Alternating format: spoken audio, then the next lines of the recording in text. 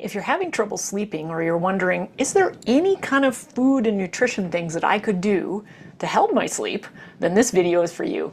I'm registered dietitian Andrea Holwegner, and in my career as a dietitian, falling asleep, getting to sleep, and sleep disturbances are one of the most common things that we see with so many of our clients. And I want to talk a little bit about today, what can we do about it from a food perspective. So when we look, first of all, what we eat can influence how we sleep. And we also know that how we sleep can also influence our eating patterns in both positive and negative ways. And so we'll talk a little bit about both of them here. But before we do, we got to at least establish how much sleep is actually important per day. So the sleep scientists of the world really do have consensus that for adults, we need 7 to 9 hours of sleep a night. And what's interesting is so many of us, we try to carve out a little less and we can kind of get away with it, but it really does catch up to us. Only about 10% of people actually need less than 6 hours of sleep a day or more than 9 hours of sleep a day. So if you're cutting short on the 7 to 9, I'm going to nudge you forward to see what you can do to get yourself to bed just a little bit earlier. It has massive effects on your overall health, which we're going to talk about next here. What we know happens when we have short-term discrepancies or disruptions in our sleep, there's changes, first of all, in our appetite regulation, in our hunger and fullness cues. We know we get glucose or blood glucose deregulation. It just gets kind of all wonky, and that can lead to additional carbohydrate cravings for things like pizza, like what's behind me here, or my favorite thing would be chocolate, or maybe for you it might be bread or crackers or potato chips. All of those foods, when we're sleep deprived, even over just one night, can actually be just increase in the amount of cravings for those types of things. We also know when we're not sleeping well, it can increase our blood pressure, reduce our immune function, which means we're going to be more susceptible to colds and flus.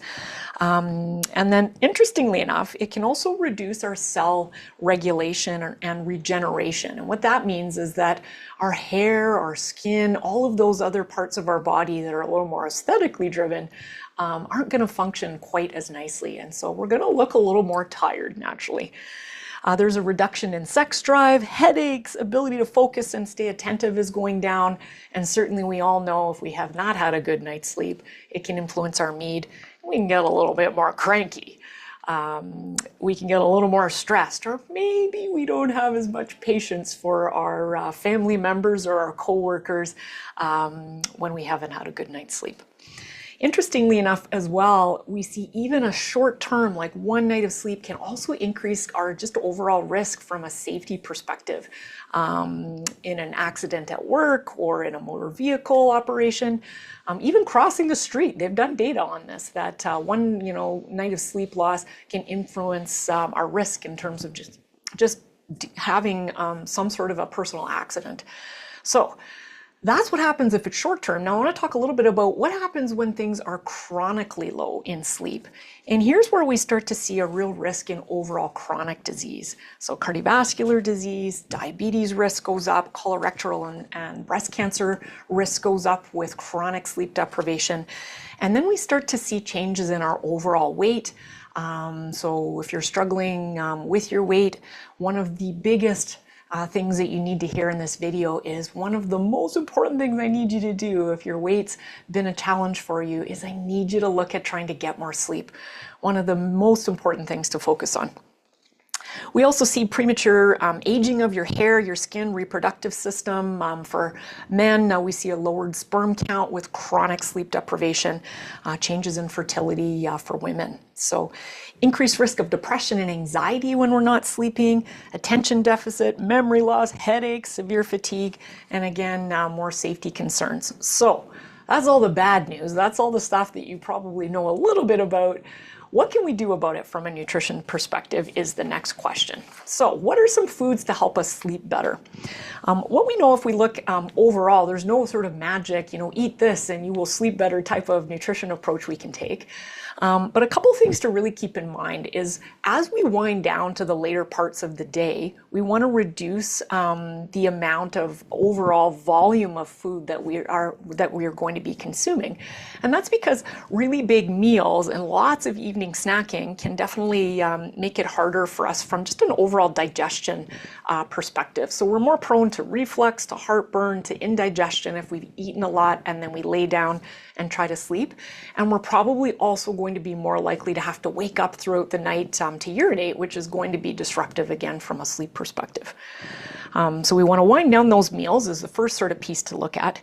On the other hand, what's really interesting here is I'm also going to tell you, don't go to bed hungry. Don't go to bed totally underfueled. If you've got the stomach rumbles and you're seriously underfueled, what this means is you're also going to find that your brain is going to wake you up throughout the night. And this is particularly at risk if you're someone that's currently underfueling carbohydrates or following a low carb style diet. What we see here is that too little carbohydrate or too little overall food later on throughout the night can actually disrupt sleep again, because your brain is trying to survive and wonder, when is food coming in? I'm asking for carbohydrates, which is my major fuel source to run the central nervous system in the brain. And when it's not coming, this puts our body under a state of stress and our brain keeps sensitizing us and waking us up.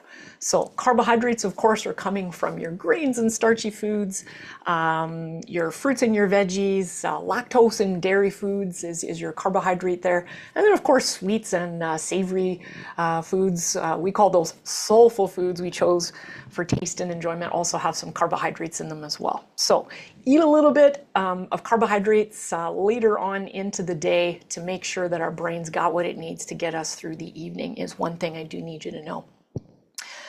Third thing, what we know from sleep science research is the same healthy whole foods that we know are good for physical health and mental health are really good for just overall quality of sleep. And so we see a Mediterranean-based diet, really rich in lots of whole grains, fiber-rich foods, legumes, lentils, chickpeas, all of those beautiful plant-based proteins, very, very good for our overall sleep. Sleep foods, very, very important. And then lean protein sources, fattier fish, and really healthy fats coming from your nuts and seeds and avocados and vegetable oils. Very, very good for overall our baseline healthy diet for overall good sleep. Now, research is kind of limited on is there any kind of a sleep promoting food, but there are 4 foods that I should tell you a little bit about that do have a little bit of science behind them that may actually help you with sleep. And the first one is milk. You hear about having a cozy mug of milk or a very light hot cocoa with just very little cocoa in there because we don't want any caffeine to disrupt sleep. Can be a nice kind of comforting way to kind of wind into sleep. We also know fatty fish is helpful. We also know cherries and kiwi fruit are sort of the 4 most common foods that we've actually studied in science that may or may not help. So you could give those a try if you're having trouble sleeping and see if any of those give you a little bit of an extra nudge. 2 more things to keep in mind when we are looking at foods for sleep. And no surprise, I'm going to be talking about curbing caffeine here. So caffeine stays in our system for up to 8 hours, and it really depends on our genetics, how quickly we process food. So it's not necessarily a male versus female thing. It's really just how our genetics process caffeine.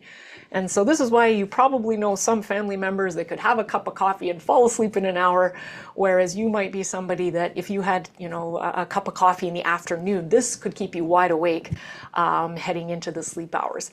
So if you're having trouble sleeping, I would say by literally lunchtime, I would like to see that caffeine is just, you're curbing it off.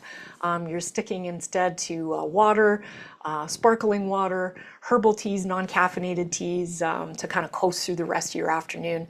Give that a try because it really does have a larger impact, I think, than people acknowledge. Watching alcohol intake is the last thing here that is really important from a sleep perspective. And while alcohol makes us feel sleepy, what it does is it actually prevents us from going into those deep restorative tiers of sleep that are really important to feel rested. And so you might have noticed if you've ever had some alcohol in the evening, you were sleeping, but you wake up feeling sort of just groggy and not as well rested. And again, it is because it's affecting those deep tiers of our sleep stages. So I'm going to say if you're having trouble sleeping or you're going through a particularly stressful time, this is probably a time where I would say stick to your non-alcohol beers, your non-alcohol cocktails. It's going to serve you well from just an overall sleep hygiene perspective. So there you have it. That's a good overview of nutrition for sleep.